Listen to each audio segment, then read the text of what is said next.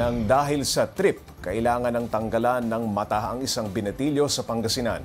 Binato kasi siya ng bote ng isang grupong napagkamalan ng biktima, ang kaaway nila. Para bigyan ng mukha ang balita, Mobile Journal Yeda Pascual.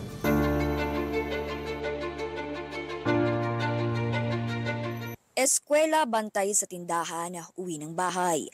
Ganyan lang daw ang routine araw-araw ng 16 anyos na si Justine Ong.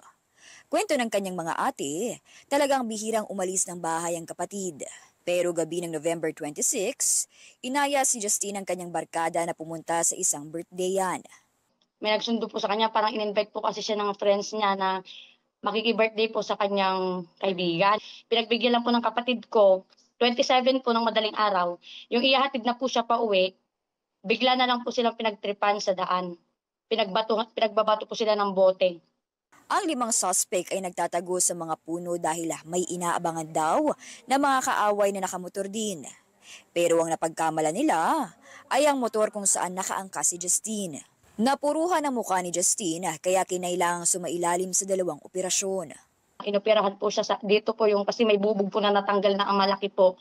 Tapos yung mata din niya po, inoperahan po banda dito. Kasi po yung mata daw niya, may mga maliliit daw po na bubog. Bali po yung mata niya ngayon na isa sa right, hindi na po makakita. December 1 ang makalabas ng ospital si Justine. Tinapat na sila ng doktor na kakailanganing tanggalin ang kanang mata ng binata. Kwento ng kanyang mga ate, palagi itong umiiyak, hirap makatulog sa gabi at iniinda ang kirot ng mga tahi sa kanyang muka. Ano nga po ang bilis niyang pumayat kasi nga po syempre trauma po yung nangyari sa kanya. Hindi rin niya tanggap. Pero po pinanganak siyang normal tapos magiging sa isang iglap lang biglang ganyan na. Ang 19 anyos na suspect na si alias J.R. Ulo, kinasuhan na ng attempted homicide. Yun nga lang nagtatago pa ito, pati na rin ang 4 niya pang kasamahan.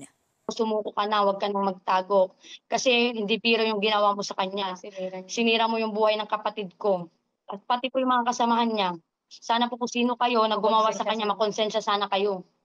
Ang pamilya ni Justine nanghihingi ng tulong para sa kanyang operasyon.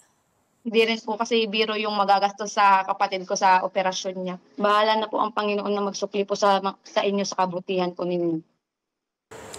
Mobile Journal Yeda Pascual po, hatid ang muka ng balita.